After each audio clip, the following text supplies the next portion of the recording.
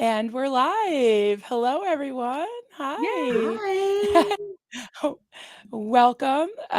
Most of you know my lovely co-host here, Peggy, also known as Happy Chaos. We love us some Happy Chaos around here. And we have a very special guest that I'm super excited about, Lindsey Williams. Hi. Lindsey, hi, welcome.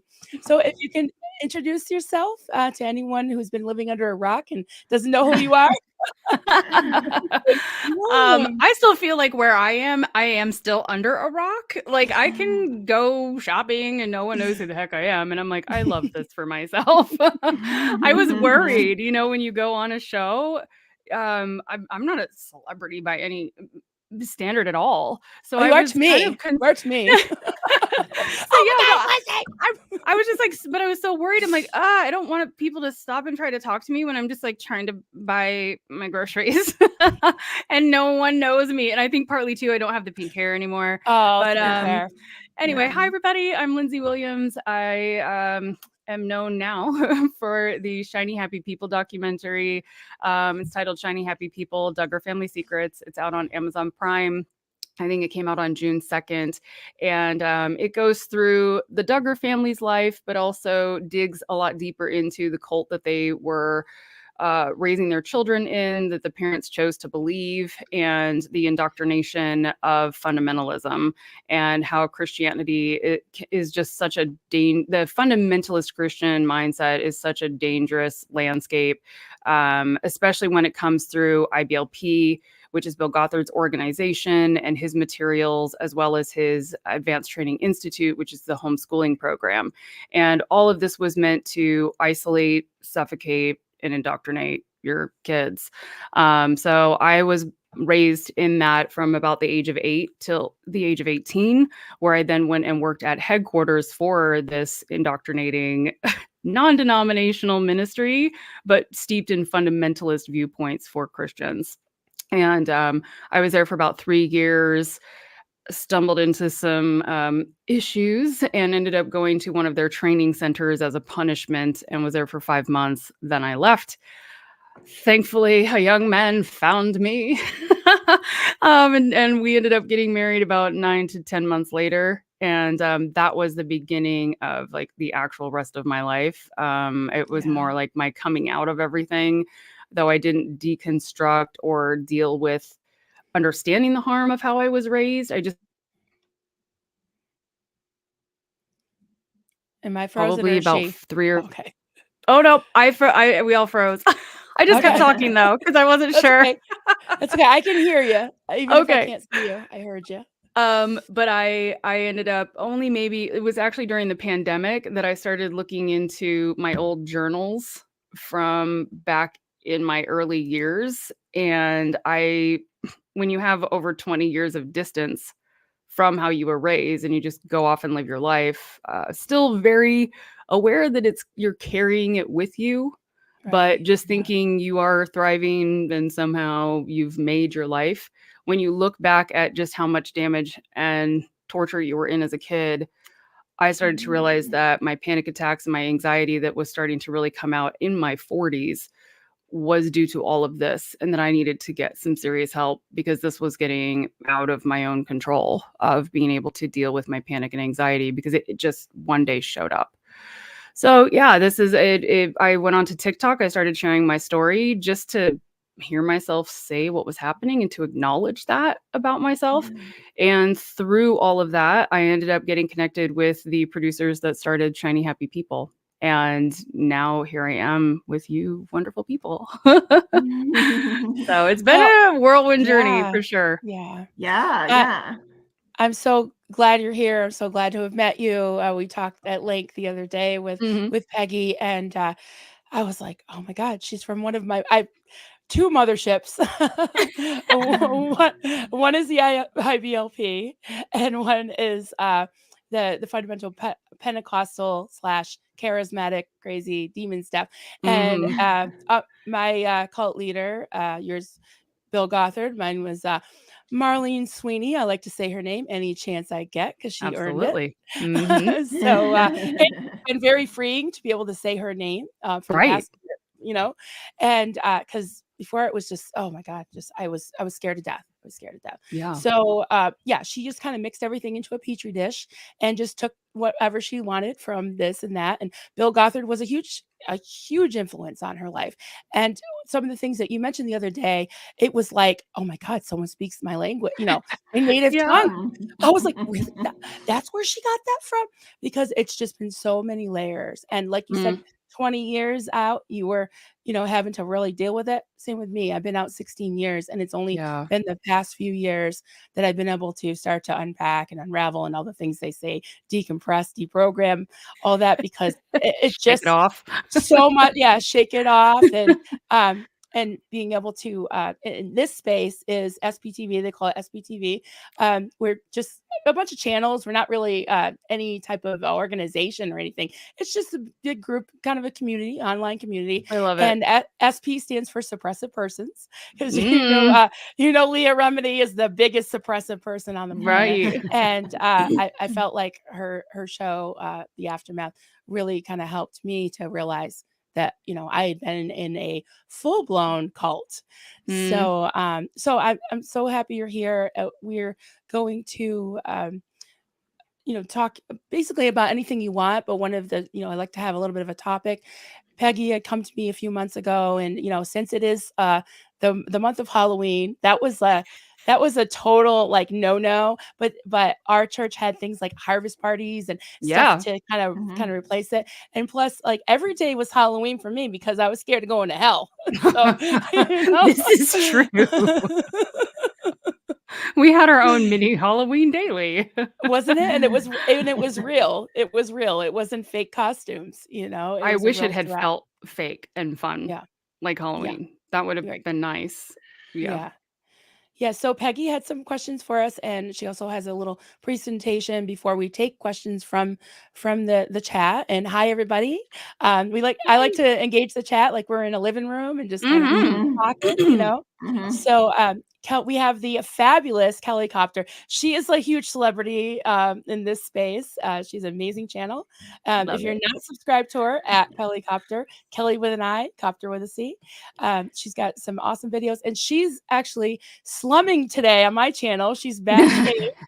She's just like she's slumming in the back. She landed in her helicopter. She's relaxing in her lounge chair. Yeah, so she's starting questions and popping up your greetings. So if you have a question and you really want it answered, just put question in all caps and we'll make sure we get to it. Comment. All caps comment. I never say don't send any super chats. It's not necessary, but if you want to, of course you can too. So so Peggy, you have some stuff you want to throw at us? Yeah, for sure. Okay. So one of the things that's really been bothering me about, and you guys, I am so sorry. I set up really late today, so I'm on my laptop. So if there's an echo, I'm so sorry, y'all. I can hear you fine. Good. Yeah. I'm not in my studio, which is technically my teenage son's bedroom. Of course. One of the things that's really been bothering me is I've been doing this research for That's So Effed Up and the Fundamentalist Christian series that we did and it's actually going on right now. So you guys hop over after this to the That's So Effed Up podcast and listen to it, because you can hear Lindsey again. She's part of that too. If you need more of me. Can't get enough. It's just the fear mongering of everyone in general, but the children, the fear mongering of the children, keeping the children just in constant fear. Yeah. And there's so many things that they have to be afraid of. They have to be afraid of, hell. They have to be afraid of demons. They have to be afraid of the rapture. They're afraid of their parents. They're afraid of the corporal punishment. They're afraid of, I don't know. I mean, you guys can tell me what else they're afraid of.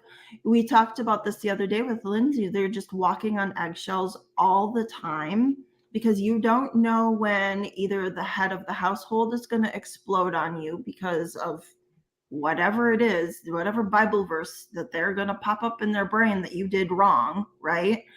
Or you don't know when, like, with Marilyn, she didn't know when Marlene was going to, all of a sudden she's just ticked off about this, and Marilyn or whoever is in front of her is going to get the brunt of it, Yeah. So the kids that grow up in these societies, cultures, churches, I'm just, my heart just breaks that they have to go through this day in and day out. And then, like Lindsey, somehow you have to grow up and be a functioning adult. And thank God she is. But yeah, she's done some work. She's done some work, as have a lot of us who've gone through childhood trauma. We've had to do a lot of work to even get to standing upright and walking and moving for many of us, So one of my questions that I wanted to ask you to start off our conversation is, what do you think? Do you have something that you were the most scared of? And I know, Marilyn, you weren't necessarily a kid when you were dealing with Marlene Sweeney, but you were a kid when you were dealing with the Pentecostal, your foster family. Yeah. But did deal with that constant fear in absolutely. Marlene's church too. Yeah. So what did you guys have something that maybe you were the most scared of? What do you think, Lindsey? What were you the most scared of? I feel like there's too many. Like, and yet, like, as an adult now, I'm like, what was I most afraid of as a child? I think seriously, right now my brain is firing off like so many things that are running through like the possibilities. But I think as a child, I was most fearful of disappointing others, which encompasses all the things, right? If I disappoint someone, I go to hell. If I disappoint someone, I get hurt. If I disappoint someone, So I was afraid of disappointing people, and I was afraid of being physically hurt. Because I had corporal punishment. I don't know, as far as like I don't want to say safety, but as far as like trigger warnings for things in this group. Right. But the trigger warning of child abuse, I was disciplined very viciously until from about 6 to about 16. And so really scary time. And so like you're saying though, Peggy, the everything was fear. So I think the fear was fear itself. I'm so scared of everything around me. I'm afraid of the others, like people that I know now could have helped me, my relatives, a police officer, even a stranger at the mall. You don't realize that you could slide a note and say, hey, my parents are hitting me, and just slide a note to them. That never ever crossed my mind. When you think about being able to reach out to other people, they really cut off those opportunities or even the thought of it as a young child. So your obedience is beaten into you quite literally. And then the rest, so you add that, like that's the first layer of like a physical dominance from somebody. So that's fearful. And the goalpost moves all the time. In these type of systems, like one day maybe it's okay that you see someone else do something, but then if you go try to do the same thing, that goalpost moved, or you're a girl, so now it's bad for you to do it. You never really know. And so I was hyper vigilant all the time from a very young age. But then you add in the indoctrination of the religious side of it, and now you're afraid of hell. You're afraid of being an adulterous woman or just a sinful looking woman. You're afraid of bringing people, helping or causing them to stumble, as they say, within the Christian, again, it's more fundamentalism, I think, but it could be your attitude. It could be what you wear. It could be your voice. It could be even like you looked a certain way and somebody saw you from a different angle and thought you were giving shady eyes.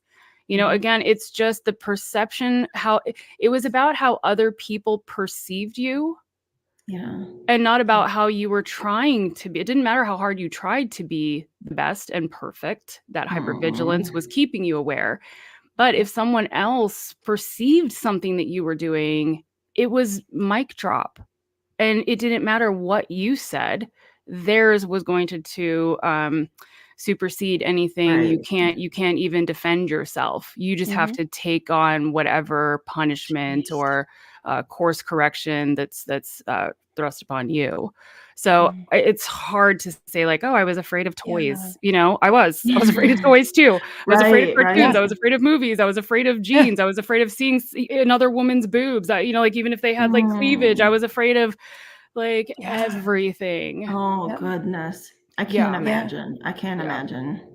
It's not healthy on the child's even like their physiology. It's not healthy biologically to be in that alert, heightened fear state either. It's so damaging. Absolutely. Wow. So what do you think, Marilyn? Do you have that too, though, Marilyn? Like, did you feel like something really? But did something come to your mind where you're like, oh, I was afraid of taking communion, or I was afraid, like, what was was there a thing specifically? Like you had to be perfect to take communion. No, just you know, the obvious things about I was afraid of the rapture and get my head chopped off and all that stuff. But I was afraid of this constant foreboding. And I think you summed it up so well, is that I was afraid of everything. I was afraid of my own thoughts. I was afraid of my quote sin nature. I was afraid of even looking to the right or to the left, you know, fix your eyes on Jesus, right? So it was just like, I was just shut down. And I realized now, getting to know myself, you know, in the past many years, is that I'm not that little like timid person that just wants to be in the corner crocheting. I do like to be in the corner crocheting, but I'm not. My authentic self was so stuffed down, and it was just a constant fear of disappointment in God, but also, you know, you basically looked at your authority like they were God. Absolutely. And it was just always this thing, like my adopted mother would say, if you make it to heaven, you'll make it to heaven by the skin of your teeth. So I knew I wasn't going to make the rapture, you know? So when I was young, it was things like, I was afraid of everything. Like you said, I was afraid of toys. I was afraid of dolls. I was afraid of, you know, so many things. And then, as I got older, like when I was in the super scary, dark, horrible cult, starving cult, I would try to just disappear. And I'm not a small person. I mean, even when I was at my skinniest, I mean, I'm just big bone. I got a size 11 shoe. I got a big head. I know, naturally blonde hair. Now the roots have gone in and stuff. I purposely dyed my hair a dark brown because I didn't want, because blondes have too much fun, I guess. I don't know. But I swear to God, every time I wore a shirt that was just a little, I would have to go before the board. And then it would bring up all the fear from when I was a child. Yeah. So oh goodness.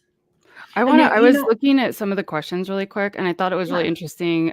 Free Xenu Project, love your name, says, I feel for everyone that went through this, but I wanted to know, was the fear a gradual thing so much, and then the guilt used as a tool to make you feel like it's your fault and you need them? I would definitely, I feel like out of all of the question, I just went right to the guilt part, because yes, you're afraid of being disciplined and disappointing people, but then you are fully shamed on top of this. You're like, the fear itself tries to, you know, keeps you more in line. But yeah, when you start getting in trouble for everything, or spiritually, you're calling yourself in to check yourself. You become very, what is the word? Self-policing. You become really self-policed on your own behaviors. And so, yeah, that guilt and the fear of the shame and the fear of the embarrassment or not being seen as falling in line with what you need to. Yes. And that's how these high control groups function, because they rely on how much they make you feel guilty and shamed. And it does. You think now it's your fault. You've done all of this. You're so sinful. You're incapable of being better. So now you need more God. You need more Jesus. You need to sacrifice more. You need to empty more of yourself. And like Marilyn was saying, you need to reduce even more of you so that only God possesses your body and soul. And so then you lose all of your autonomy. You don't have your own voice. Empty vessel. Yep. An empty vessel. As empty as possible. Whoever says that to somebody, you know, Marilyn, you'll be so successful if you are empty. I love it. You're like, I'm big boned. I have 11 size foot. I'm like, girl, you are large and in charge. Like, take it and rule, you know? And instead they're like, you're too much personality. That happened to me all the time. Like, you're too effervescent. You're too energized. You are not putting light on God. You are bringing attention to yourself. And I'm like, this is me. And if we're going to follow the rules of like, this is how God made me, why are you all rejecting how God made me? That was like probably the most infuriating part of me and my feelings, and also starting to realize that this fear thing wasn't going to work forever for me. You know, it's just like, I'm sorry, I'm too fiery. I'm too resistant. I'm too like, I don't know. Like, I'm gonna keep bumping against the walls until I either knock myself out or I get out. And some people are a little bit better at maybe just like submitting to it. I always got really agitated when I saw other women submitting so effectively, and I questioned if they really were submitting in their whole being or if they were just imposturing. I never felt that I could trust what I saw in front of my face because I knew how different I was on the inside. Absolutely. That makes a lot of sense because we see, well, you know, so on That's So Effed Up, Lindsey was talking with Ash and Fallon about trad wives, which is traditional wives. And it's they've become thank you, Julie. And it's become a I don't know, sensation on social media, you know, because trend. That's their new mission, because social media. But we were talking about how fake so many of them seem. There's a what's the name of the couple? Paul and Morgan. Paul and Morgan. They were talking about how, and if you watch, Morgan always looks like something's up. She always looks like she's always like her body language. It looks like she's trying to distance herself from her husband. Always. It looks like she doesn't agree with what her husband's saying. But yet she's done some crazy things to submit herself to his will.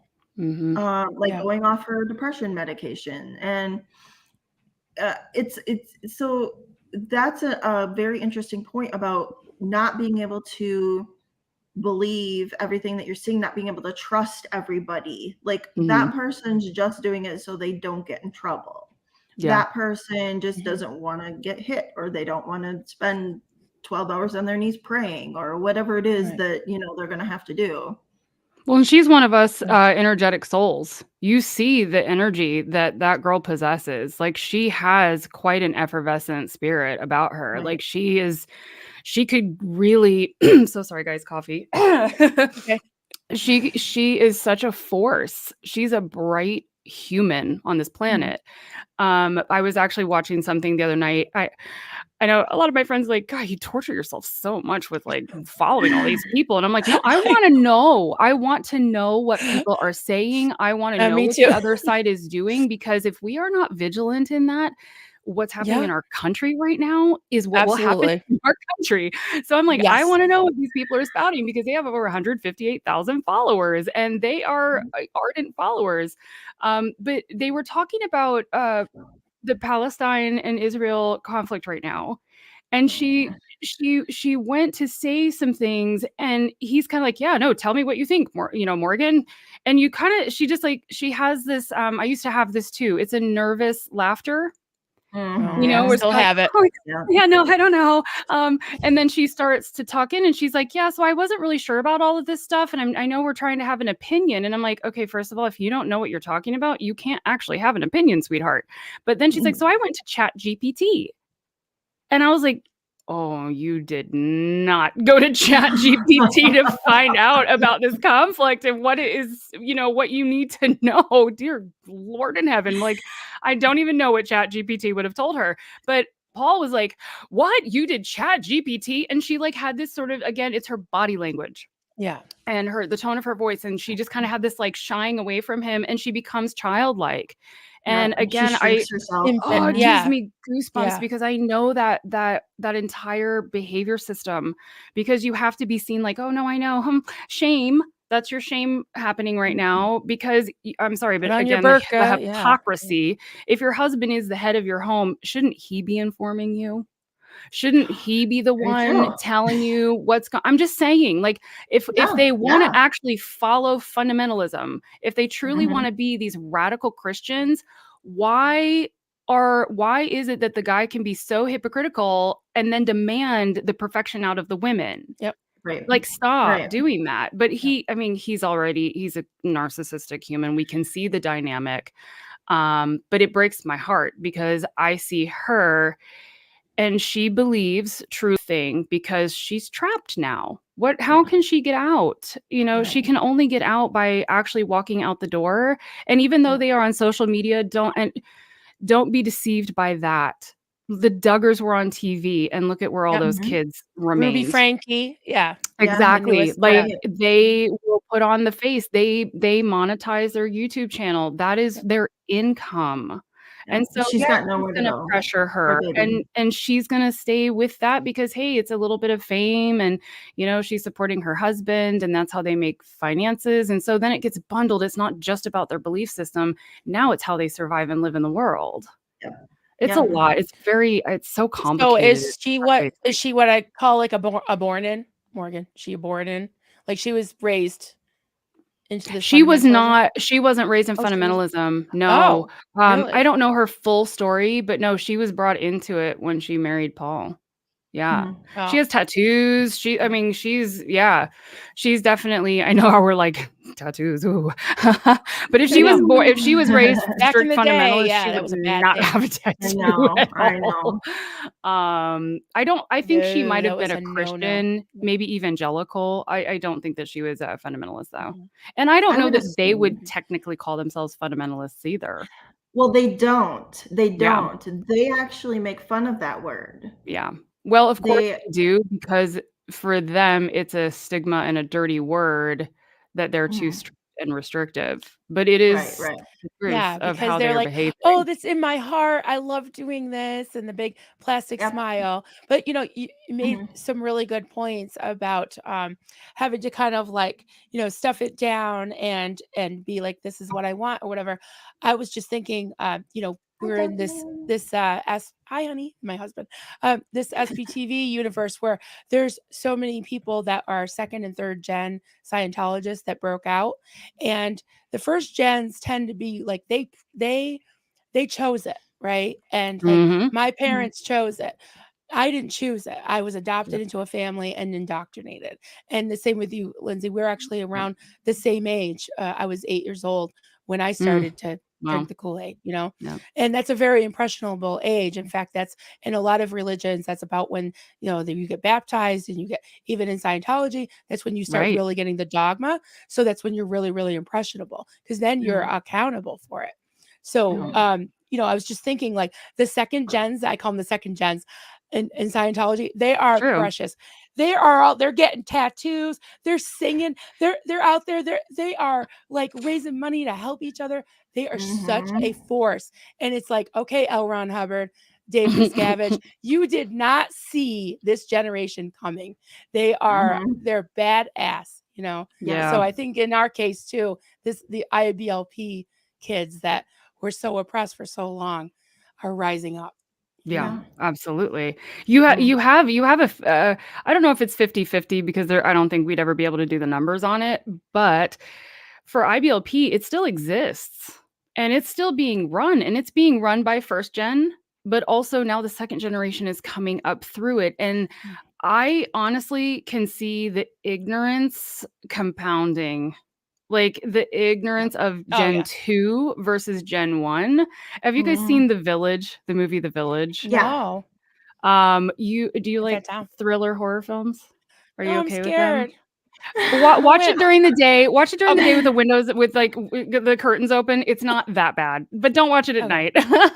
But you will see, for anybody that's watching this, like if you've seen The Village, you totally know what I'm talking about, because the people that begin this entire community, they come from the life before. So I've said this many, many times that my parents knew life before IBLP. I didn't. My dad got an education. My dad, graduated college. My mother went to high school. My mom wasn't a Christian until she was about 18, 19 years old. My dad kind of forced her to become one if they were going to get married. He's like, I'm not going to marry a non-Christian. And so she became a Christian. My dad had been a Christian for many, many years, but he had the outside world influences, but he chose to start going down a much stricter path. But us as kids had no life, but there's no life before. My life before is IBLP and ATI. So my life after is now my being out and enjoying myself. And I don't even know if I can call the last 20 years enjoying myself. It's more just like trying to bumble along half in the dark, trying to just like make my way. Yeah. But in The Village too, like the people who created this community, which I feel fundamentalism, the parallel there, this community of like, we just want our kids to be raised so perfect, and we don't want the world to taint them, and we're going to start this commune so that we have perfect kids, and sin won't be able to like infiltrate this place because we've done everything perfect, and so our children are pure. That's just not how humans work. Like at some point, deception will come in. Your kid's gonna lie. They don't want to get in trouble, et cetera, et cetera. But the movie is really fascinating, Marilyn. I really want to have you watch it at some point because I would love to hear what you think.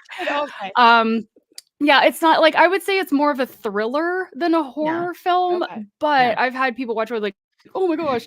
And it puts you on edge. That's why I say watch it during the day with the windows up and you'll be fine. The Village. The Village. Yeah. It's an M. Night Shyamalan film. So it has like a mystery to it, mystery and thriller. Just remember like when it is and scary stuff. There's a couple, but I would just say creepy. There you go. But I would just say that like when those things happen, just remember my voice saying this will all be answered. It will, and when it makes sense, I have goosebumps right now just thinking about it, because you're just like, oh my God. I don't want to give it away, but for those who have seen it, like it's just the before, even Bill Gothard had a life before. I'll face my fears. Yeah, face your fears, and then we'll do another live on it, because I think you're gonna want to talk so much about it when you're done. We're gonna do all the lives, all the things. You and Duncan definitely watch it, and it's gonna be really interesting to see what. Well, he can be next to me. We'll hold hands and we'll each have a puppy, because we have 2 puppies.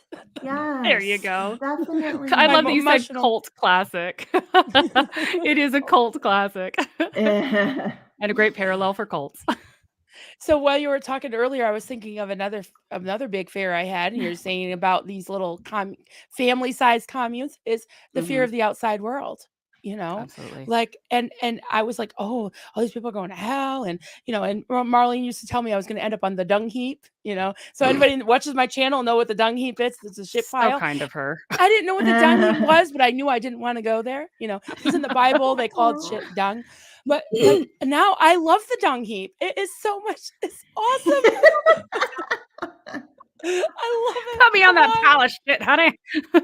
It's way better over here. It's way more fun on this side. But yeah, when I realized that, that I started meeting like people from the LGBTQ community. They were lovely. Oh my God, I love yes. them. I realized I love people. I was like, I felt like what is it in It's a Wonderful Life, that the Christmas movie, where he's just like, I'm so happy, and he's like kissing like the banister on his the knob on the banister. Yeah. So I love you, old dusty, rusty old house, or whatever he's musty, whatever, drafty house. Yeah, that's how I felt. It was like my eyes were open, and I was like, you know what? I'm not in the dung heap. I didn't die. My kids aren't prostitutes or drug addicts. All the things that they told me was going to happen, and I was like, whoa. So yeah, it was that whole mindset, and it was just dark and just, but there was something really weirdly appealing about it, was that there was this that otherness, like we're a chosen people, we are not of this world. So it was this pie in the sky thing. And I know that comes from fucking Bill Gothard, because those principles, he glorified suffering. And you know what? He didn't look like he was fucking suffering. He wasn't suffering. The patriarchs weren't suffering. It was the women and the children that were suffering for the Lord's sake, and have a gentle, quiet spirit, and blah, blah, precious, all that. No. And now I realize that it was just a bunch of bullshit. But then it was like, you felt like you were doing something honorable for God, you know? Yeah. You know, Marilyn, they put it on a pedestal. And so then you think you're winning an award by being this compliant, submissive person. And really, their reward is you're not asking questions and you're not pushing against to poke holes in what's really just a facade. Yeah. Which is, I mean, definitely another one of those fear tactics to keep you guys down, keep you guys quiet. Marilyn, you brought up another aspect of what I think would be interesting to discuss as far as fear goes, is your own children. Now, you were probably afraid for your own kids, right? And like what was going to happen to them if they didn't. But you guys, we've talked about this before too. You guys weren't quite as, what am I looking for? You guys weren't quite as strict as some of the other, because we've talked about the infamous book that we've talked about before. And the wonderful Michael Pearl, who is going to end up on the dung heap. For sure. He is the dung heap. And the dung heap is actually fuel, so he will burn pretty brightly. I would love to buy that That's book a good point. just so I can burn it. I already burned one copy, but I got this one. You see all my little tabs, and I made sure I got the original copy. The original that you got the original. With Oh the donkey. yeah. With the Yeah, donkey. with the mule. Yeah. You know how they're I shouldn't say that. Never mind. Moving on. It's all good. I just feel like you know how everybody's like trying to ban books in America. I'm like, these are the books that should be banned. And quite frankly, I would spend my hard-earned money, and I think everybody should, to buy as many books as possible. Like The Train Up a Child. I have one of the other ones. Oh, where did I put it just now? My microphone's on it. Turmoil in the Toy Box by Phil Phillips, which he has several books that he wrote. I just want to get them out of circulation and burn them. Halloween. Oh, that's Phil Phillips too. I don't have a Phil Phillips. Yes. He has a third book. I'll have to get it. What I love so much about the book, okay, it's Turmoil in the Toy Box. So he's talking about how Satan's in toys. This is why so many toys are scary. But if you guys can, I don't know if you can see this, but don't the toys look a little weird? They look like the people that are in Times Square that are like store version, because he couldn't get copyrights from Mattel and these other toy companies. Right. So he just had someone else illustrate sad Yoda. I mean, that Cabbage Patch looks very frightening. And like scary, chubby character man, and the Cabbage Patch doll. I mean, she just looks like, wow. Barbie. I mean, it cracks me up. I can't. But he vilifies and demonizes these toys. These are the books that should be removed and burned. Right. I remember the terror of like when this Cabbage Patch thing came out, and I was like, oh my God. And then the Smurfs, I used to like the Smurfs, but then they were awful. And my adopted mom taught me how to crochet. She was crocheting all these Smurfs, and before she could put the faces and the Papa Smurf hat on and everything, she found out that the Smurfs were evil because there was a wizard and all that, because that's what she learned at church. So she made them all into bluebirds, and I was so sad. And I mean, that's a pretty ingenious pivot. But wow, what's a bluebird? Somewhere in the world, there's Smurf bluebirds. From the 70s, yeah. Oh, look at the Smurfs. They became Christians and now they're bluebirds. A little biblical bluebird Smurf thing. Well, he said you will. Yeah, you grow wings of an angel or whatever. There you go. Like, oh, they the were Holy morphed Spirit. into. They were morphed in. Yeah, I don't mean to make fun of Christianity. I mean, I try to make that distinction because I do know some Christians that are wonderful people. Oh, absolutely. We're talking about the fundamental. Yeah, I mean, and these wonderful Christians are turning Smurfs into bluebirds. You know, I can tell you that right now. I love it. There you go. Yeah, just the fear. I can't believe some of this. I mean, I do believe it, but it was amazing to me that you knew so many of the things that terrorized me as a kid, like that that Distant Thunder movie with the before the Left Behind series was. It was A Thief in the Night. Yep. Which I just watched this last week live on my TikTok. Did you? Yes, because after we were talking about it, I'm like, I need to go watch these movies again because there are just so awful pictures in my head that I will never forget from being a kid having seen these. How old were you when you these. Yeah, how old were you? I don't even know, like maybe 10, 11, 12? 10 like not even 12, I think. I think I was appropriate. That was 10? It is terrifying. And all the lights were off in the church and the sanctuary, and we were watching people, get their extremities cut off. Yes, disgusting. And because they were standing up for Christ. Yes. Because they weren't going to have the mark of the beast put on them. Right.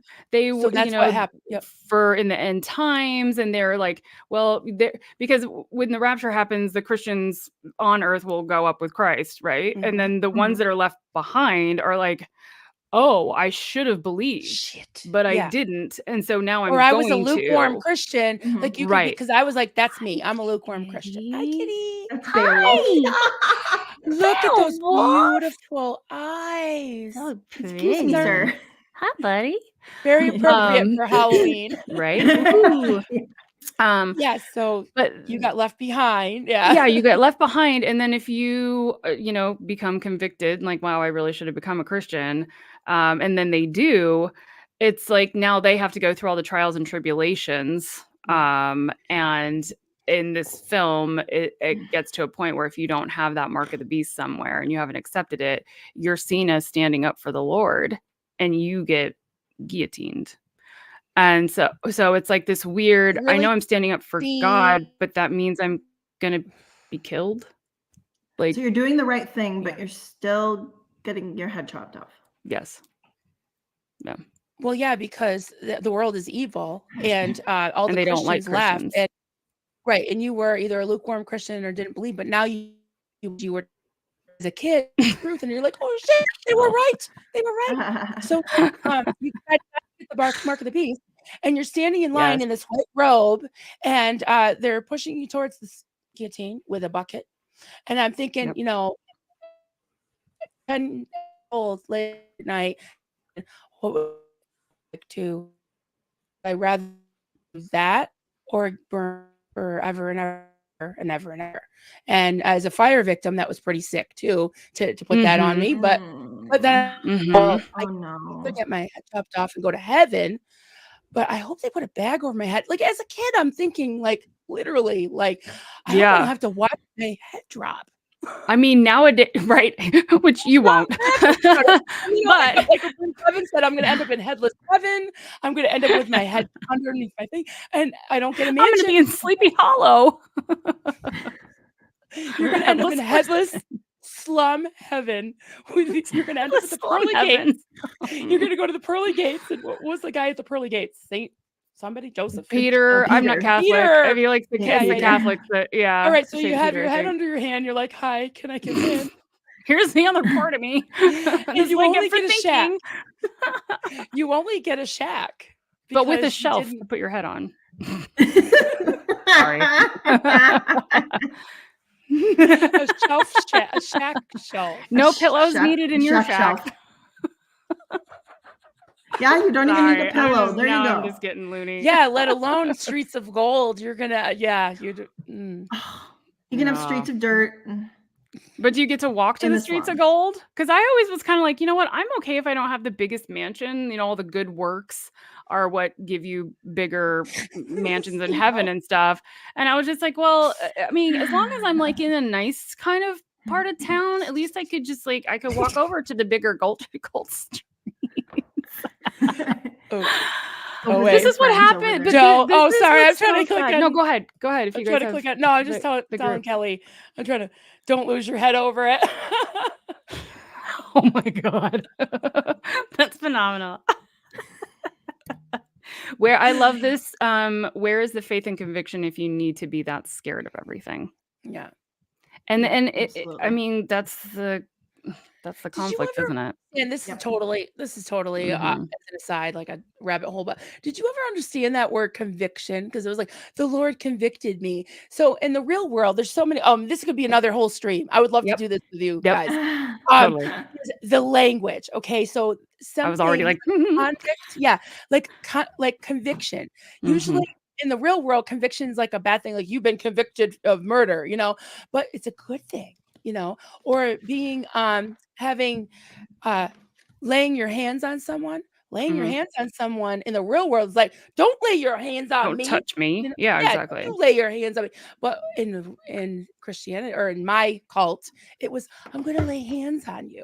But then it was, when I got my hands laid on, their hands laid on me, it was an assault to my spirit, to my control, to everything. Yes, because they're leaning down on you and they're saying, God showed me you have a spirit of Achan, or you have, this or that. And then when they started doing it to my children, to answer your question 20 minutes later, Peggy, about the fear on the children, when I realized my kids were starting to fear me because of this fucking thing, and starting to get the hands laid on them, on my daughter, calling her a Jezebel at 7 years old. I can't. Wow. What 7-year-old is a Jezebel? Ridiculous. The people calling her that are the effed up ones. Yeah.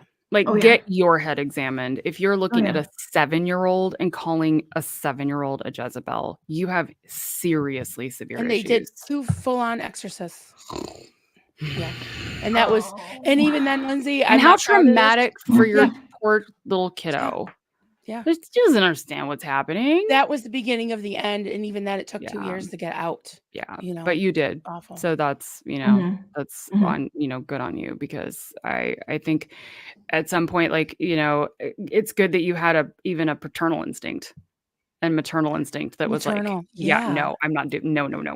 Right. I could have endured, I endured this. Yeah. But even though we had really crappy parents. Yeah, but I think that we know, because we've been so abused and so traumatized, and now we have a chance to protect something else. Then we know what it feels like, and we want to protect these little ones. I don't have children, but I can only imagine. I think that I know. Well, I wouldn't treat my dog like that. Yeah. Another word. Okay, we got to do another stream about this. But conviction for sure. The word broken. Now, if you say someone's a broken person, it's like somebody to feel bad for. Like, get them to therapy. So broken. Yes. Yeah. Oh no. God's going to break you. You need to be broken. You need to be that broken person. Like the mule, broken. Yep. So break that was the will, break the spirit. Yeah. That's necessary. He says that so much in that damn book too. He says, you're not disciplining. You're not disciplining your kids.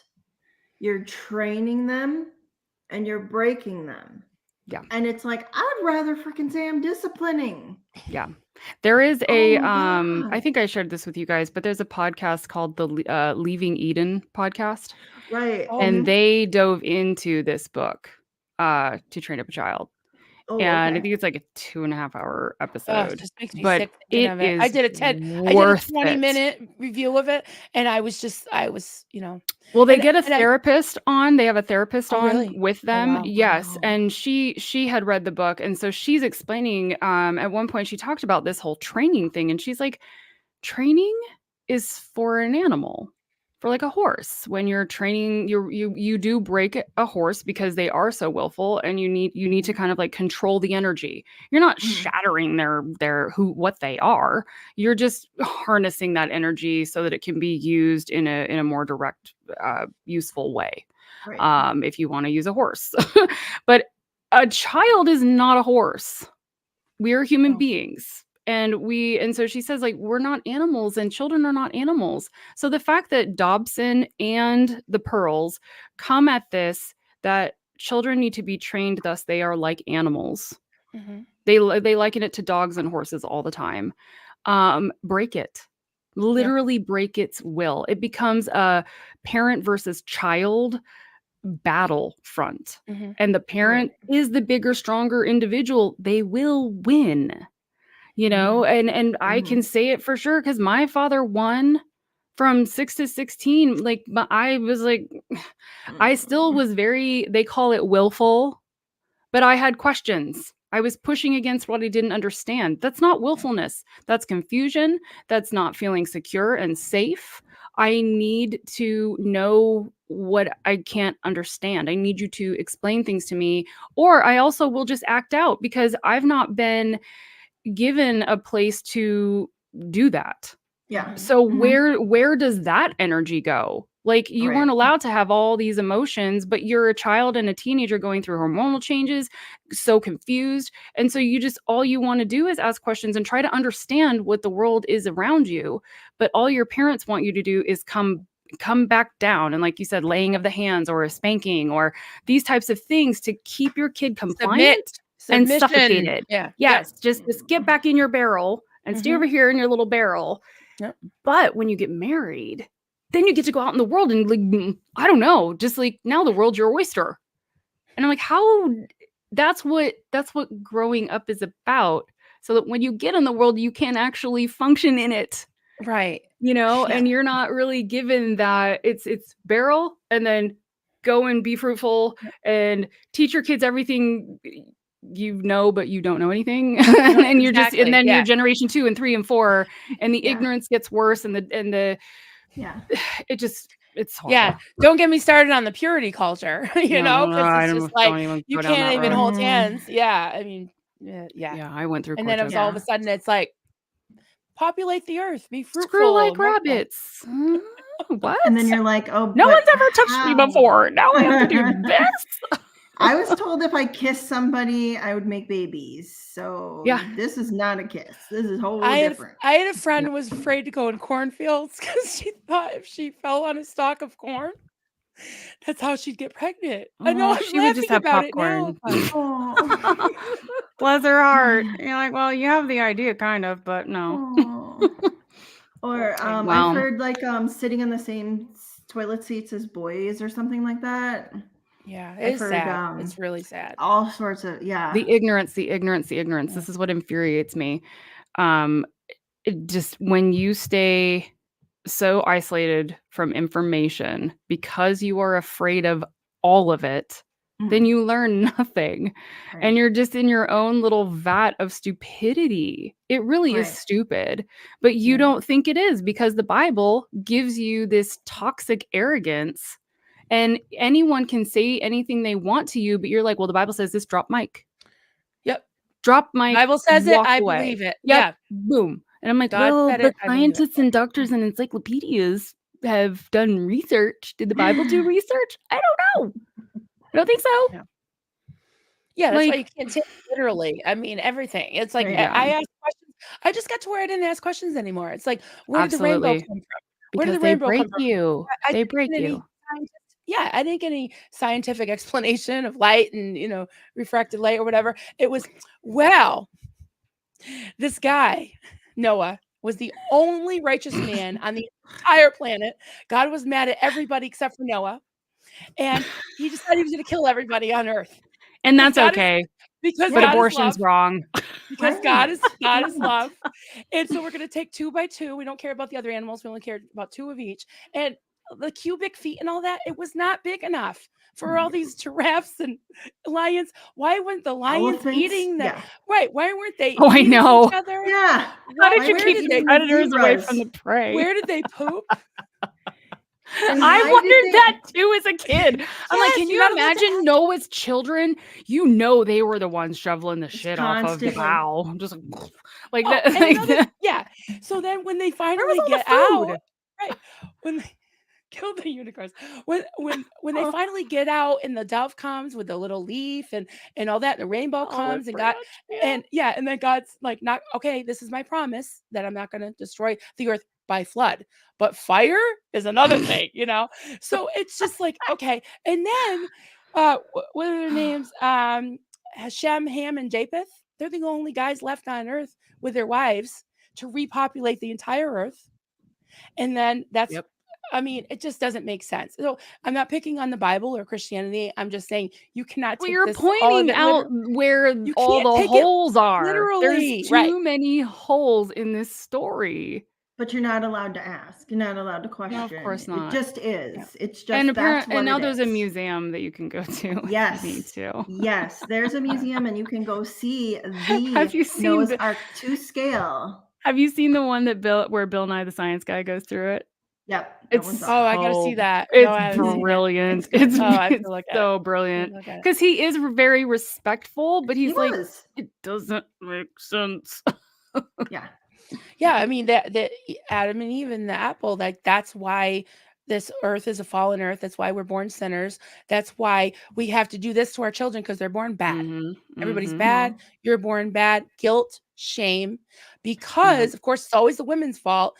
She took the apple because she was tempted by the devil, who was the serpent, handed it to Adam, and now we're all screwed up. Now we had painful childbirth, and Adam has to work hard and all that, and it's just snakes don't get legs. Even though that apple man. But then we have the whole Jesus died for everyone's sins. And then I don't understand. But that's the New Testament. Yeah, I know. That's the New Testament. In the Old Testament, we didn't have Jesus yet, so you were just gonna die. If you talked back to your parents, you got stoned and not the bye. Yeah. That's why we needed Jesus, because Jesus was gonna keep us from getting stoned and drowned. And apparently now from the vat of fire. Hopefully. So we've got some we've got lots of questions. 31 kinds of stuff. Yeah. Did you have any more things you wanted to ask Penny? Peggy, I'm sorry. Peggy. I call her Penny because I have a moderator named Penny and then I have a Peggy named Peggy. She looks like both. She could be a Penny or a Peggy. No, I just wanted to discuss the Hell Houses real quick, and then we can get to. So I had you're the one that told me to watch The Village. That sounds scarier than the Hell House. No, Hell Houses are way more effed up. Right. Way more. So I did watch a couple of videos last night, and I don't have nightmares. I can watch horror movies all day long. Don't have nightmares. And I had some pretty messed up nightmares last night. Really? So I went on YouTube and I was just kind of refreshing my memory. And it's terrifying. Peggy, you weren't raised religious, were you? So I was raised Catholic. My mom today is a very devout Catholic, but we were raised kind of, here's Catholicism, get baptized, get your first communion, get confirmed. But also I was looking into other things and my mom was like open to it. You know what I mean? Okay. So it wasn't strict by any means. But you at least understand, you grew up understanding the concepts of right. Okay. And I chose to be Catholic for a long time, and I chose to raise my kids in church and stuff like that. So yeah. So I had found out years ago about these things called hell houses, and me being super into haunted houses was like, oh cool, hell houses, Right. They're not cool at all. So I'm wondering in the chat if anybody's heard of hell houses that are put on by churches. Yeah, I want to see how many people are even aware of this. Right. So basically, and you said there's hundreds of them, right? There's like a lot of hundreds.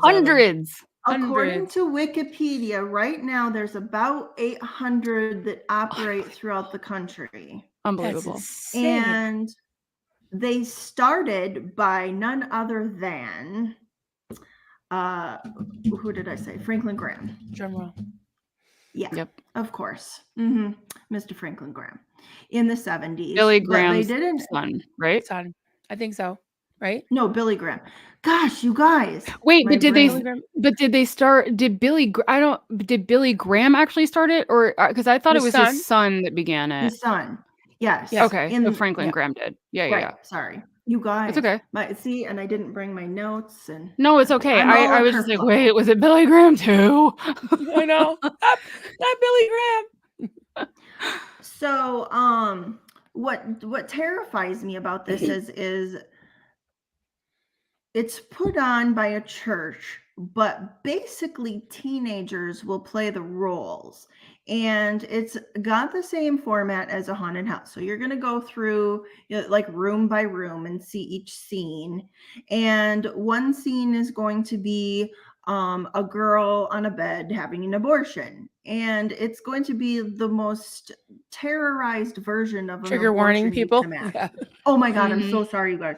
That's okay. No, you can say it. Yeah. We're an hour in, and I don't care if it's not monetized. Yeah, just trigger warning, guys. This is definitely you be guys, triggering. there's some Yeah, things. from here on, I'm so sorry. Yeah, it's gonna be a little Trigger. Yeah. There's a lot. And the next room will have like two boys holding hands, kissing, and gay sex or whatever. The next room will have two girls getting wasted, drunk, and throwing up all over the place. So each scene is going to be what the church considers sinning, what you're going to go to hell for. And then there's also going to be demons throughout, and the demons are going to be like, capturing the souls of these people. As you're walking through, I believe it gets progressively worse. And then at the very end, you're going to get, what's the term? Proselytized. What's that word? Oh yeah, so you act like Proselytized. proselytize. Yeah, so it's like an altar call. Like, now that we scared the shit out of you, you better accept Jesus right now as your personal savior. Say Yeah, the there's sinner's like an prayer. altar call. Yeah. And so they're going to witness Right. to you, and they're going to tell you, like, now that you've seen all these things, Yeah. and this is so horrible in Except life. And Jesus if you is- want to be saved from all of these horrible things and be able to repent of your sin, that's what Jesus is for. I can't even believe I'm witnessing right now. That's what Jesus does for you. He's the intercessor between you and God, but then he'll also keep you from going to hell, because all of that is what takes you to hell. It's just terrifying that they have teenagers that audition for these roles, and like this is like theater camp. Like they're going to audition for these roles, they're going to rehearse, and then they're going to go into actually performing in front of audiences. And one of the articles that I read, somebody who had gone through one of the houses said that he never imagined there was going to be so much blood. He said somehow there was blood in every scene. He's like, there was just so much blood everywhere. They just go ham. I hate to laugh at it, but they also just they don't know how to effectively do these types of things. Right. I think they look at, because I doubt they've ever even gone through a haunted house, and maybe the ones of the before times, like our parents or whatever, the older ones, maybe when they were teens, they went into a haunted house once back in the 60s. Right. But I think now they're just like, well, those are scary. There's demons. There's a man with a chainsaw. There's Jason and Freddie and Michael, and they're all doing their scary things in there, with some skeletons and some demons and a Dracula. But it's not this. This is worse. This is exploitively disgusting. Right. And you are also vilifying and demonizing people that are having to make very difficult choices in life. So again, the ignorance is just on full display. And you're, again, scaring people into Jesus. Right. They're not walking through going, wow, what a redeeming story of Christ. Like, again, fear. Yep. Be scared, be terrified. God's the only way. And now these people are going to have nightmares and be hypervigilant for the rest of their lives. No thanks to you. Right. Or all thanks to you, really. And if you, if you're curious, you can go on YouTube and look them up. But I wouldn't recommend, honestly. But while I'm watching it, there's like children going through these. Like there's kids, like people, like families. It's Christian families because simply, again, mic drop, simply because it's Christian. This is Bible-based Christian entertainment. So it doesn't matter. Like, look at Left Behind and what it did to Marilyn and I. Like we were kids. We had no business watching that stuff. No. Kids have That's no abuse. business. That was child abuse. Yes, that is child abuse. They have no business putting children in these environments, but because of their faith and their belief, that's exactly what they're going to do. Because you know what? It's just going to continue to vilify the world, the us versus them. Others do this. You cannot, nor should you ever. It just further indoctrinates by fear. But yet, I'm sure I would get a ton of shit for showing my 12-year-old Rocky Horror Picture Show. Yeah, because it's a man, or a transvestite. Yeah, exactly. And, like that's a tradition. Game over. Family. Oh no, like, colored hair. Ah. Like when you turn, like I think it was woman in her bra. Ha! Yeah, that was our tradition. Rock music. I'm sorry, but I was just gonna say I really think that they need I'll say fundy Christians. I won't say just Christians. They need to find their own stuff. They need to find their own stuff because they try to take the stuff from the world and make it Christian, and they screw it up so bad that it's just ridiculous, like the Christian rock and stuff. A lot of it is just like, at least I haven't listened to it in many, many years, but we used to have like Christian rap, a Christian this. It was terrible. I don't know if you ever remember Striper. Like I used to love like Bon Jovi and Poison and stuff. They had these guys called Striper, and they dressed up like they tried to look like Kiss. Oh my god! But you know why they do it though. They do all of these things because people in the church, believers, want to go and do these things. It's so they want a substitute. It's tempting. Yeah, you're like, oh, I want to go to a haunted house. All my friends go, and I have complete FOMO. Yeah. So and then they're like, here's a haunted house. You think you have a fear of missing out? Let us hold my beer. Or the exactly. Like, hold my communion cup. I'll be right back. Hold my Welch's grape juice. I mentioned Welch's grape juice all the time. Like Kelly down there, she said I should ask them to sponsor me because I'm just like, God. I love it. Jesus, hold my Welch's, the water but in the communion cup. Yeah, hold my Welch's. I'll be right back. Hell house. Someone commented tribulation house. And I was like, oh, I mean, that would be scarier to me, I think, actually, than a hell house. Because tribulation, again, the tribulation house is if you got left behind. So if you don't become a Christian, so I keep hitting my mic, if you don't become a Christian, this is what will happen to you. So you'd better become a Christian so you get raptured up. Otherwise, this is your future. Oh my God. That would be scary. Yeah. I would and the rapture already happened about 46,000 times, but it never happened because it's going to happen. That would give me nightmares. October 21st of even now, 2016. I'd have nightmares at a tribulation house. I would rather go to 10 haunted houses in normal secular land and just be tickled and thrilled by laughing at how something jump scared me, because that's all it is. It's just a thrill. But yeah, Christians just want to commandeer these things. They want to take control of it. There's TikTok influencers who are taking secular music and making their own words to them. They're and it's like, have your own ideas. And if you have to take stuff from the secular world to kind of spin it for Christianity to keep people's attention, something's wrong with your religion. Yeah, come up with your own shit, like be original. Get out. You literally have an entire book to pull stuff from, an entire book of original. But it's boring and no one likes it. I mean, no offense to Christians, but I'm just saying, like fundamentalists, especially, and evangelicals, like fair game.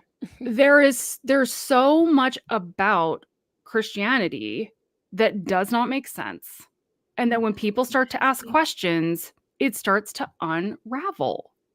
And if a Christian can't really articulate in the modern age what the Bible says, then people are not going to want to follow it.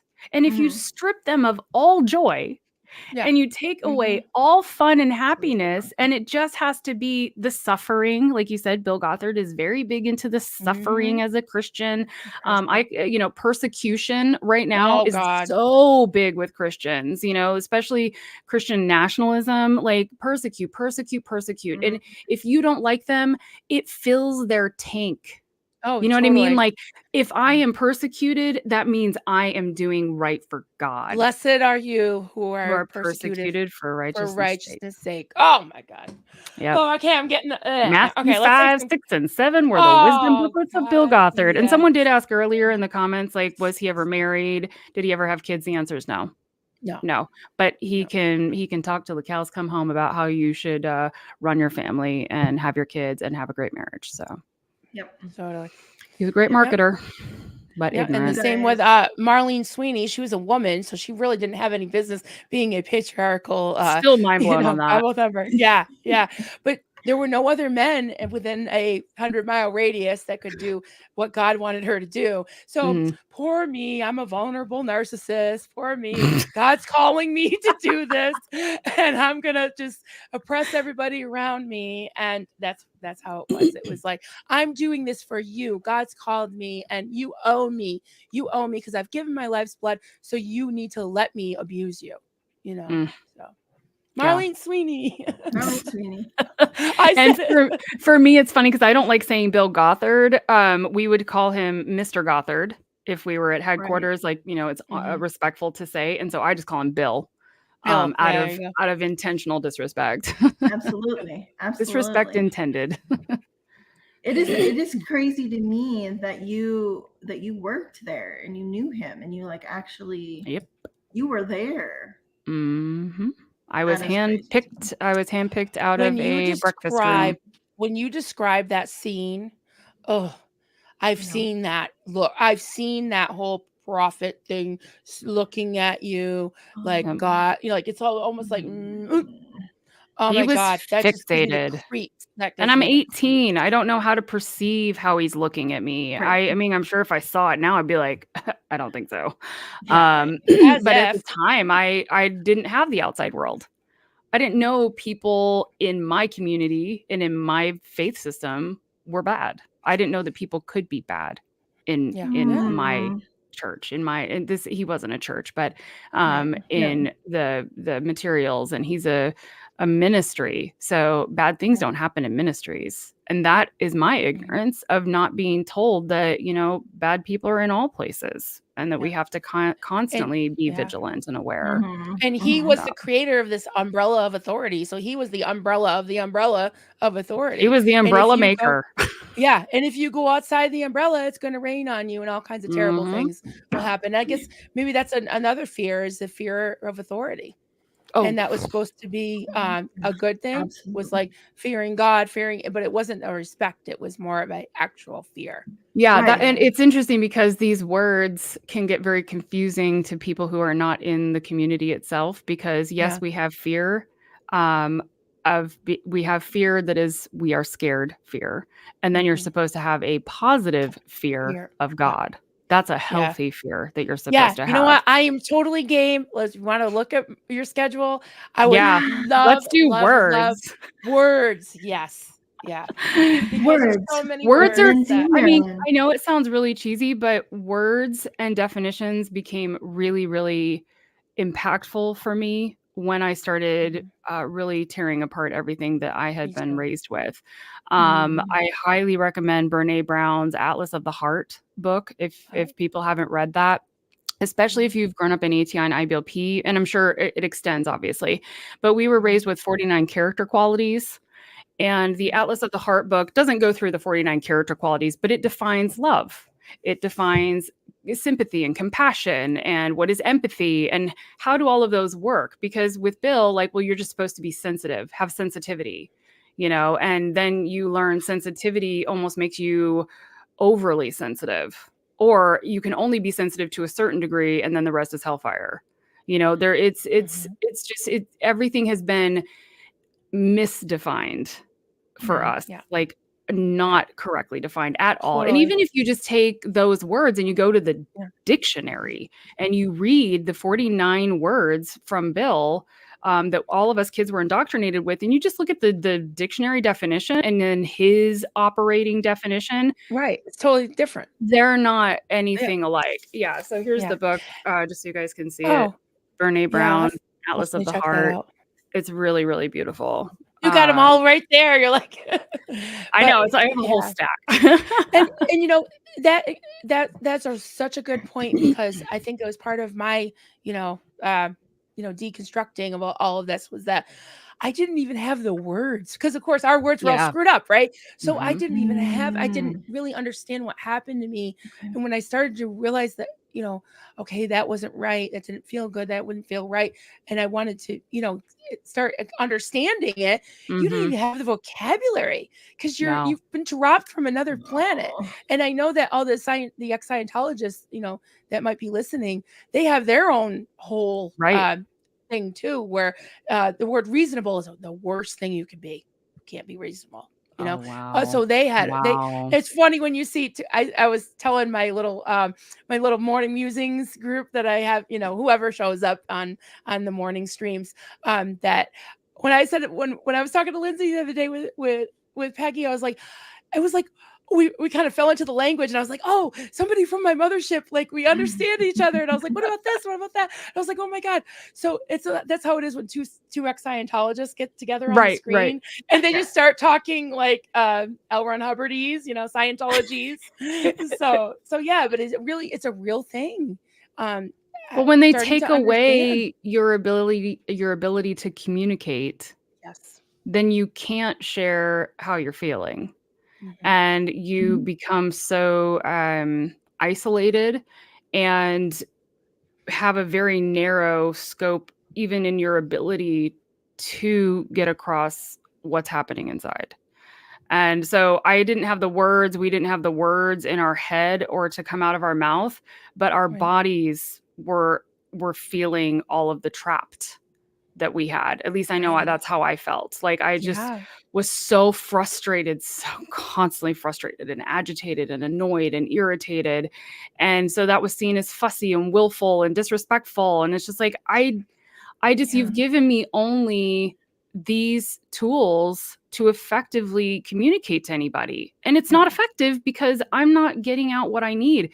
Going into therapy and learning the emotions wheel, I did not know there were that many emotions on this planet. I didn't know your body could have all those emotions. And I'm like, wait. That's this and this and this and this and this. And it's okay to have anger, and it's actually okay to hate. Hate's actually an emotion. Like how? Yeah. Like, is this a thing? And I'm learning it at like 42. Yeah. Sometimes. Sorry. Joe said control the language. Control the language, control the thoughts. Totally, Joe. 100% dead on. Yeah. And The Body Keeps the Score is another really amazing book too. Yeah, highly recommend. All right, Kelly. I double. They call me double tap because I'm always double tapping over people. Double tap. Keeps the Score. Yeah. So you want to take a few questions? We're well over an hour. Ask the questions. Oh, Shiny Happy People was so troubling to watch. It hurt my mother heart so bad. I went through it and it was still troubling to watch. I bet. Yeah. Did you watch the whole thing, Lindsey? You bet I did. I've seen it 3 times now. Oh, okay. I know some people can't go back and watch again, but I mean, sure, it's very traumatizing. I cried through all 4 episodes. I had a panic attack at episode 2 when they disciplined the boy. Oh. Yeah, when they disciplined the boy. Oh my God. I've seen everything from IBLP. I've seen all the materials. I know it inside out, upside down, forwards and backwards. When I saw that, I had never seen or heard of that. I've never, in all the conferences I've ever been to, never was a child brought up on stage to, act out how to discipline a child. And You're watching grooming right before your eyes. And that guy is so joyous in what he's doing. And this whole, like, we have to restore the relationship. And he didn't hug me effectively enough. Back over. And I was like, I was done. I got up off the couch. I had a panic attack. I was screaming in my house. I was yelling. My poor husband, he was like, oh my God, what's happening to my wife? But I was just like, I can't. This was my whole life. This was my informative years. This happened to me constantly. And this is still happening. And like I said in the beginning of my part of the documentary, I'm like, I knew, like, I went into this because I was like, this has to stop. This has to end. This mindset and the way that people are treating their children, like, just enough is enough. So to see that, I called Chad, World Domination Chad from the documentary. Oh yeah, 'Cause yeah. they were in Oh, that's great. Connecticut. I was in Oh, really? California. So we like They're started the great. documentary at the same time so that we could pause between them and talk for a few minutes. Oh, nice. And so I paused, I texted him and I'm like, how are you doing? He's like, I'm not okay. How are you? And I'm like, I'm not okay either. And so we called each other up and we just cried, together. And his story is also in there of the discipline that he went through. And, I was just, I love you so much because of everything that you've gone through. And he said the most powerful thing. He was like, Lindsey, the whole point of all of that was to break us, to break our spirit, to break our will, to break our minds. And he was like, but they never broke us. They never broke us because look at what we are doing now. That's great. And I was just like, okay, I can go back in again. I can go watch the rest of this crazy documentary. Yeah. But yeah, it was, I think I just sat and just like had gentle tears falling down my face throughout the rest of the documentary. Yeah. It was just so heavy. Yeah. That scene was just disgusting. And even just a viewer, I cry. I was bawling. I paused it and walked away for a while. It was awful. It's just so sick. I remember having to say thank you for a spanking and all that. Yes. Thank you for disciplining me. Yeah. And speak of Bill Gothard, my husband who's in the chat calls, I think I mentioned this to you the other day, was he calls Bill Gothard seminars the smart bomb of Christianity, because if you think of it, it's estimated, and I'm putting up Lori Place because she said church youth group going to Bill Gothard seminar way back when. He before everyone knew who he was, he seemed creepy to me even back then. Yeah, he's super creepy. But I was thinking, my husband had said, like, it's estimated that 2 million people sat their butts on those, stadium seats, right? And got all that dogma, and then say, you go home, you teach it to your kids, your husband, your, whoever. Take it back to your church. Take it back to your whole church. And so it's like you've been implanted with this, and you're going infecting. It's a virus. People. And it doesn't matter, right? And it doesn't matter what denomination you are, because guess what? It's non-denominational, and it resonates. Principles. Yes, and it works for in public schools too. They're cleaning up the language a little bit. It was the character qualities. I was part of that. I taught in the schools for 5 months down in Oklahoma. Oh my gosh. Oh, yep. I know. But we weren't allowed to speak about religion. So the character qualities are in effect like free from religion. Okay. You know what I mean? He just redefined them. So look how nice they are now. So they stripped God and things like that out of the definitions, and we weren't allowed to talk about Jesus to the kids, but if they asked, we could respond. Oh, okay. Yeah. Oh, right. Yeah. But I wasn't interested even at that time. I think I was 21 years old. I didn't care. I wasn't interested in teaching children about Jesus. Like, I kind of was like, look, these are some of them were inner city schools, and I'm just like, just be alert. Like, that was one of the words, or be attentive. And I'm like, just watch out for your friends in your neighborhood, And I was just like trying to come up with other things of just like, be kind, and kindness, be kind to your mother. I'm sure she's going through a lot, But yeah, it's just. This is a great comment. IBLP has been training up the army that will take them down. Yes, absolutely. Michelle. Thank you, Michelle. Yeah, well, and that's what we cover on, I want to say the 5th episode of, it's called The New F Word on, That's So Effed Up, the Joshua generation, which is terrifying. Oh, absolutely terrifying. And that's what's the new F word? The new F Word is our series on. Because my F word on this channel is fasting. Yeah, I think it is fundamentalism, right? For their podcast. Yeah. The new F word. That makes sense. Yeah, that makes sense. And the Joshua generation is literally being trained to become politicians, become lawyers, become judges, Like literally, they want them in positions of power. And I know that for certain, Madison Crawford, I know he only served one term and he's out because he's very controversial, but he served one term in the House of Representatives. I believe that that's the first person that they've actually gotten elected to a major position. I think so. Yeah. But it's scary. It's But scary. the Christian nationalism is coming, a lot of it is coming from fundamentalism, and it's been fueled by fundamentalism. And if people don't believe that this is actually happening, I don't know, just like open your eyeballs and start looking around, please, because the amount of conservatism, I'm okay with people that want to be Republican, that, you know, if you want to be conservative, but you Politics cannot aside, dictate to other people exactly how they must live in order for you to feel good about your life. That's not okay. You need to allow people to make their choices and their decisions and allow them the freedom to do what's right for themselves and stop your judgy McJudgerson crap. Banning books, exactly. or not letting Look at the trans kids Supreme use the right Court. Look, like, bathroom, if you are unsure if Christianity is bleeding into everything, trust and 100%. believe, look around, it is. And the 100%. Joshua generation, I know, like Paul and Morgan were like, we're not the Joshua generation. And I'm like, well, I bet you are. You know, you might not be in politics, and that's sort of what the angle is with that terminology. Joshua generation is the people that are getting injected into politics more specifically. But even Paul and Morgan and others right now, the internet is their new mission field. So we need to realize that, you know, mega churches, sure, they're fun to attend, but Paul and Morgan have more attendance on their YouTube channel than a mega church does in their seat. That's a good point. Yeah. So these are the new Billy Grahams, if you will. It's very uncomfortable, but this is the newer age of evangelism and mission fields. Is the freaking internet, and it's reaching more people far faster.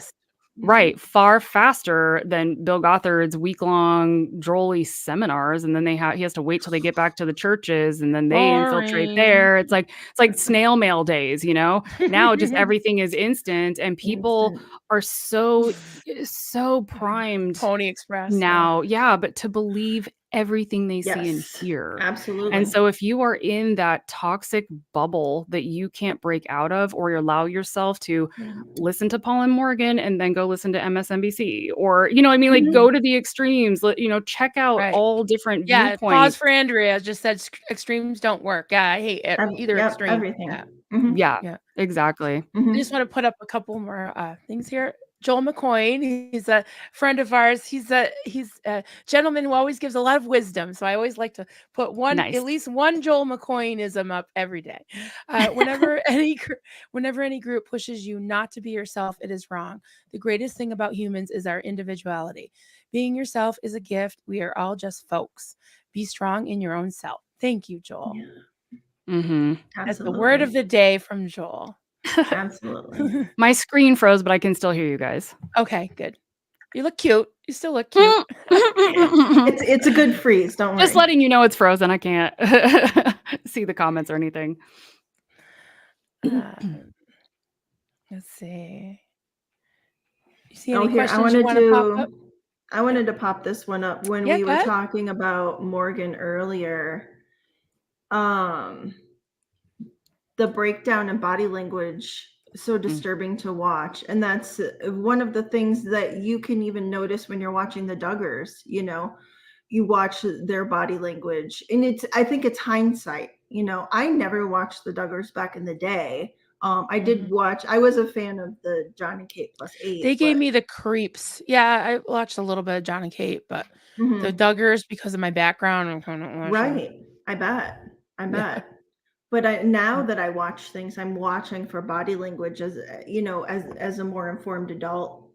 But the Paul and Morgan creeped me out right away as soon as I saw her. I'll have to face the music and check that out. So Lindsay got popped out, but I'm sure she'll come back. She's just got to whatever she needs to do with her computer. It happens a lot. I just wanted to pop up a couple of questions that aren't necessarily related to what we're talking about. Jane Clifton question, Marilyn, did you see Alex United Against Scientology shirt? Hey, Alex, I'm not sure. Apostate? Oh, I thought she was trying to say AA Ron or something. Oh, Apostate Alex. Oh, because you only have so many characters. Okay. Yeah. United Against Scientology shirt. I can't find it anywhere. It's a must-have for me. Is it Did you on see Apostate his Alex? merch? Maybe check his merch site. Oh, there she is. I'm not sure. I don't really know anything about his merch. Sorry, I can't help you. Yay. Oh, hi, you're back. I'm just answering some non-related questions. It's just housekeeping. Housekeeping. Somebody want to know about another creator's merch. Yeah, no, that's cool. Sorry about that. And I don't know. So okay, here we go. Something about the fear. Freezy new project of Farsec. I love that. I think Farsec was a planet that L. Ron Hubbard invented because he was a science fiction writer and then made a religion to make even more money. That tracks. No red flags there. Yeah. No. Question. I will never understand the idea of being God-fearing. I thought God was a teacher and forgiving. Confused about this. Right. Mm-hmm. What think you, Lindsey? I think everybody is confused by this, to be quite honest. But the fear of God is that it's the beginning of wisdom, and reverence of Him. Exactly. It's not fear as in like I'm shaking in my boots. It's an awe of Him. So it's this. To me, it's still you're using the word fear. But you are so in awe of Him, and you recognize His power. You recognize His strength. You recognize that He could crush you like a little bug at any point in time. And so even though He is a teacher and He is forgiving, He is forgiving. That's why He sent His Son. That's why He had His Son murdered. Make it make sense. He had His Son murdered so that you could now have a bridge between Him and you. So you had to have an intercessor. But so this fear and awe of God is going to keep you in line. It's going to keep you continuing to follow Him. I don't know. That's why people lay prostrate, like in the Bible, they fall on the slaying in the spirit thing where people fall backwards. That's not really biblical because usually they fell on their face before God, right? So I don't know what this whole normative though. We know this. I saw people get concussions because the ushers failed to catch them, Smack their head on a pew. Totally, it happened. But yeah, the whole like fear, that like tremble, fear and people are writhing and thriving and they forget where they're falling. Right. But this used to confuse me so many things. Like God is love. But now I'm thinking of George Carlin. But God loves you and He needs money, Yeah. I love that. It was like, you're going to burn forever and ever and ever and ever and ever, but He loves you and He needs money because God can't manage His money. I just don't see Him as a God of love with everything else He allows and with everything else that He is. It's hard. Yeah. It's really hard. Yeah. It is. And, for people that have faith and are, Christians, that's, I in some ways, I don't know if I say envy, but I respect it. And I do wish that I had that more loving experience, but the fundy Christian way, it's really hard. I think I'm just curious how they rectify it. Yeah. Like, how do you reconcile that with yourself if you are a Christian? I mean, look, I was one for over 20 years, so I don't come at this with pointing my finger at a Christian, but how do you find that, balance? I don't even think the word is not balance. I think how the Christians that I know, I think the key is to not take every word literally. The Bible was written by I don't know how many guys, right? Over many years. And like we said, the details of the Noah story and different stories don't really measure up. So it's like using it as an allegory. And it doesn't mean that God doesn't exist. It just means that about every word of God will not pass away, blah, blah, blah, blah, or you have to take everything literally. You can't because you'll go crazy because it doesn't, there's too many contradictions. Right. Yeah. So absolutely. I think that, I'm not saying Christianity isn't real or isn't bad or is bad, that God doesn't exist. But if you're trying to take it word for word and live it and oppress other people and control them and abuse them, that's when I have a big problem with your brand of 100%. Christianity. Yeah. Me too. Yeah. Well, that's my 100%. spiel for the No, day. but I think you're right. I think like I don't have hate for Christians. I think I am more curious how do they find that balance for themselves? But then also if you're going to that extremism, like you just said, that's where I draw a line of like, I don't care what your beliefs are. I don't care what your faith is. You do not impose it on other people and force them to have to follow what you follow. That's up to that person to make that choice for themselves. Yeah. So this is my husband. He's been putting tons of comments. I got to put one of his comments up because he's just busting at the seams here, writing all kinds of stuff. I guess. Oh, it's raining out today. He's usually hiking a mountain. I'm like, is he in another room in your house right now? Yeah, he is. Yeah. I told him if he ends up watching, if I freeze, then he needs to bump off the internet. But I guess I'm okay. So, he's keeping the dogs quiet. Love it. Okay, so Duncan Honig, hi. Honorable suffering is motivated by love. Giving a kidney to save someone, running into a burning building, giving a chunk of money, not the self-annihilation form of suffering that profits nobody. Yeah. And that's what we did. I met him in the cult. We're still together. We used to, do what he calls navel gazing, of sitting in a room, crying out to God, laying prostrate before God on your face. Oh, I'm terrible. Yeah, because you're always looking within, and you're like you're cannibalizing yourself. It's always you. It's like you're beating yourself. Sackcloth and ashes, Marilyn used to call it, and that's why we were always fasting and praying, and we were reenacting the Old Testament all the time. It's insane. Wow. Yeah. I hate that. And that bothers me so much that people constantly have to bring up their flaws and say what a bad person they are. And it's not healthy. It just no. I mean, I don't have the world's best self-esteem. I don't boast about myself by any means, but it hurts my heart, especially to know that kids are raised that way every day. And they don't have an option for something different. Yep. And they're homeschooled. They don't have a school counselor. They don't, They are home indoctrinated because it's not homeschooling. Mini cults. Right. Yeah. No, we're not getting, trust me, I did not get an education, a normal education like people would assume. You didn't learn science. Math, history, anything. Yeah. Don't ask me about history. I have to Google everything. So I thought this was interesting about self-policing and also policing others, because I think you can speak to that too, Lindsey, about I remember you talking about how if you don't have if you have a ton of kids, the older will kind of raise the younger and all that. But freezing project again. He's on a roll today. Question, Marilyn, you've commented before, you self-policed, but also policed others. Yeah, you had to be victimize others or teach them this stuff or apply those principles to others, which was really terrible. I mean, I actually recruited somebody who fasted for 10 days. He was wandering around on the road, ended up hallucinating and having to be hospitalized because he was so sad. And he's still there. He married Marlene Sweeney's niece. I would say Marlene Sweeney. I don't know why I just say Marlene Sweeney's niece.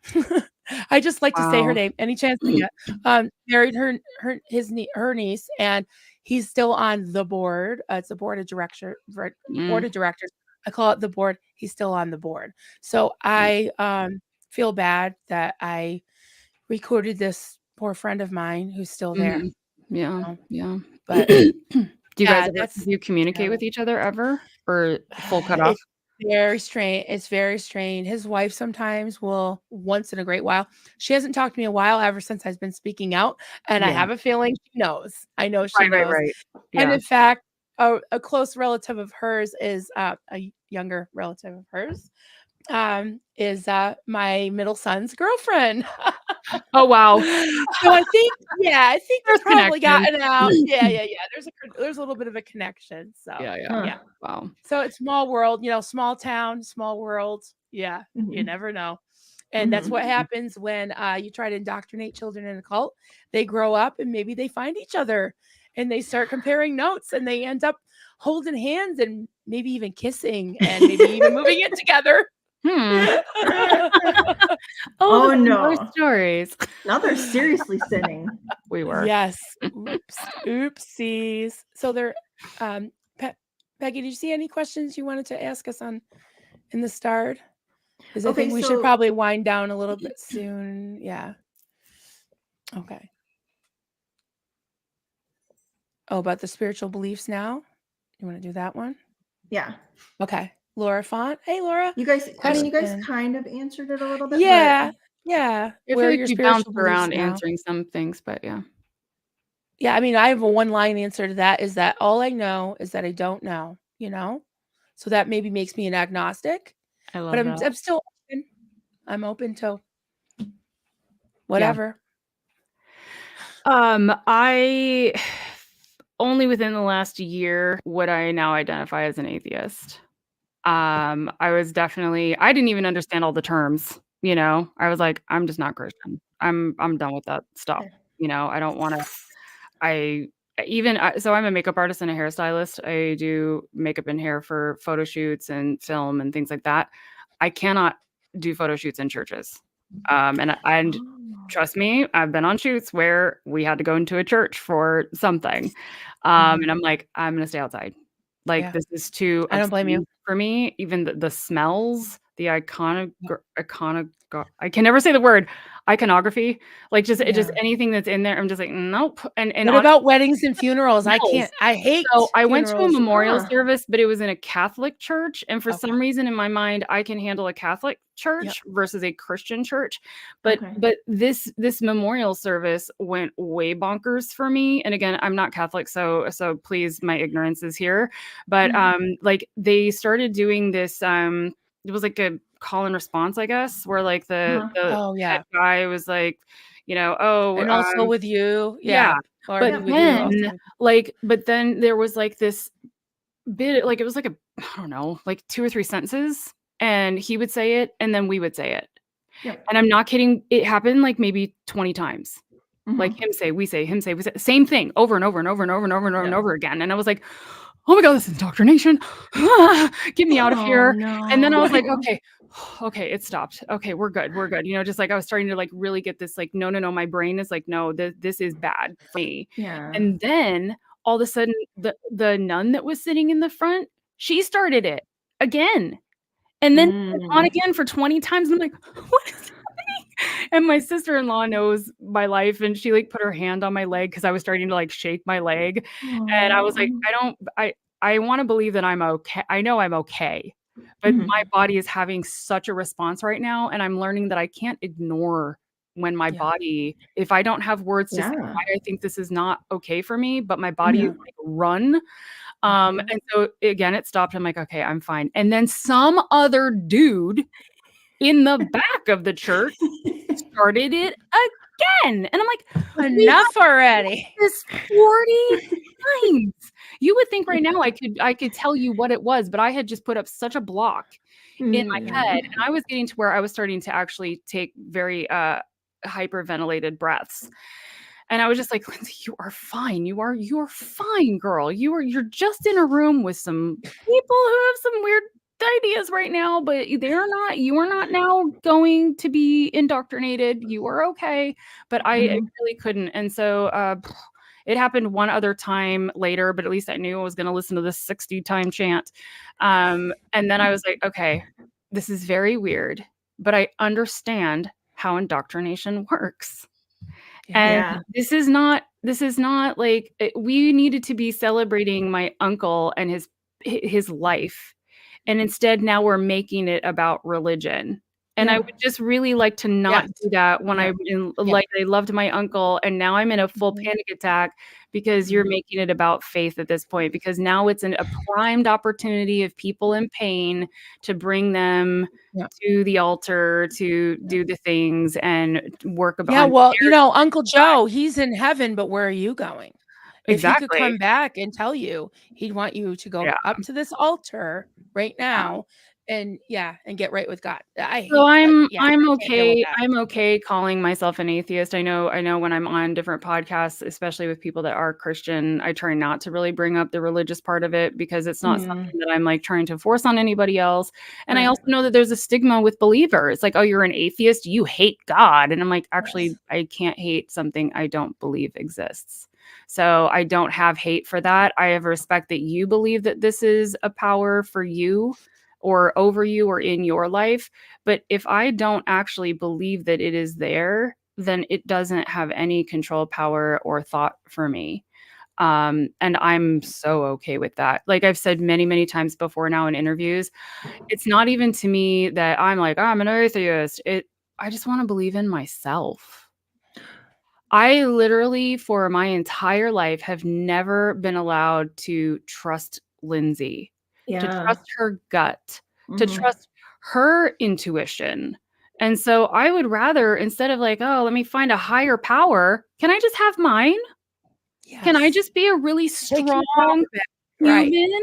Power. Yeah. Like, Yeah. and it's like taking it back. How about I just have it for once? Right. Like Right. they didn't even take my power because they didn't even get to form my power.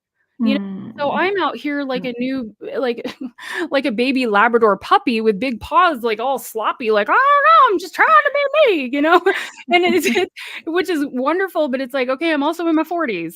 I'd like to not be so sloppy in life at this point, and I'd like to be very clear, grounded with therapy and EMDR. I've been able to actually really, really find that for myself. So instead of me really finding like a religion or a belief of the higher beings, I just want to believe me and hear me and my I voice. think that's fantastic. Yeah. That's awesome.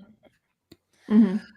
All right. Well, this has been awesome. I can't believe it's already been an hour and 45 minutes. You're like, sure, we're going to do an hour. I know. Right. I know. I had a feeling the first time we talked, I was like, oh, I think it's going to go over because it's going to be a blast. Yeah. Yes. I told them I knew it was going to be them going off and me just kind of going, No. You You're can No, do because- it fabulously. because I love it. I knew I was so excited to get you two together. I knew that it was going to be fun. I knew it. Yeah, this Yeah, I has was been like, awesome. oh my God, somebody from my mothership. I couldn't stop saying Exactly. it. You Oh, I did love so much Scientology talk, which is I can't great. say your whole name, but Oh, Matt. Mock says conscience is a higher power too, and I really like that. Can you find it? Like conscience or just Oh, like conscience is the higher power too. Yeah. awareness. Yeah, having Yeah. that conscience. Yeah, I love that. Absolutely. If God does exist, look, he gave you a great brain. Let's use that amazing brain you've got. I know. The good Lord gave you a brain. 100. I say Use that it. a lot. I'm like, God, if you do believe in God, do you believe that he gave us doctors and scientists and, all these amazing people that are out on this planet, like doing the research and figuring out how to cure diseases and help people and purify water, and I mean it's amazing. And so for people that decide that they can't even believe that because the Bible is bigger and badder and better, I'm like, the cognitive dissonance hurts my brain. I know. But anyway, I know we could talk all day long, but I love those comments. Those were really great. Yeah. So you're welcome back anytime. This was awesome. Maybe we can plan once a month or something. I know. I don't want to let you go.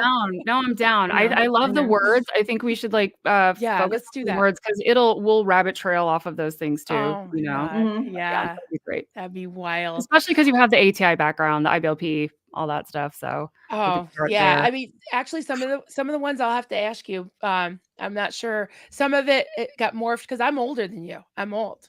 So maybe it morphed. Older. I swear it. I'm 45. No, you're not. Yes, I'm 45. I'll send you my driver's license. Oh my God. Yeah, I know. I'll be 53 in a couple of months. We'll see. We're not that far apart. No. I'll be 46 in April. All right, everyone. If we didn't get to your question or comment, please leave a comment in the video below. I'm not sure. Do we have your link tree yet? I'm not sure if we got that, but Oh, we'll sorry. get that from you. You That's can okay. also just go to the Cult Chronicles, which has Cult been Chronicles. on the thing the whole time. Okay. Because my link tree is in my Cult Chronicles on Instagram and on TikTok. But Okay. I'll send it to you guys too. I'm so sorry about that. Yeah, no, but that's okay. definitely check put it out in the- her TikTok and her Instagram. Lindsey puts up some great stuff. Thanks. Oh, I gotta see that. really I gotta suggest see it. that Thief in the Night Village. stuff. And the No, Village. you said you put something on there. Oh, I on did your- it live. Thief in the Night. Oh, So you did? Yeah, I played Is it it last recorded? week. No, because it was live on TikTok. Oh, so I it don't doesn't do record all it. that. Okay. Yeah, and I don't feel comfortable doing it on stuff that would be recorded because I don't know if like copyright infringement stuff right, would right. come after me. But Okay. I did also Women Talking. That's another one I highly recommend that Great movie. everybody watch. If you have not seen Women Talking, it's Nope. about a Mormon group. Sorry, not Mormon, Mennonite. Mennonite. It doesn't matter what religion. If you have been in high control religion, Mhm. it will speak to you. It is so deep. I've watched it twice now. It's beautiful. So I'll watch the replay and make notes and put things in the programming notes so that Sounds people good. can go back, because we get a lot of replay crew, because this is the middle of the day for me. It's 1:00, so people on the West Coast, East Coast, Australia, everybody. Now that the West Coast has gotten up and had their coffee. Yes, then they're gonna watch the replay. Yeah. Yeah. All right, everyone. Thank you so much for joining us today. Have a great day, and we'll Thank you so see much, next guys. time. Bye-bye. Bye, guys. Bye-bye. See ya. Bye.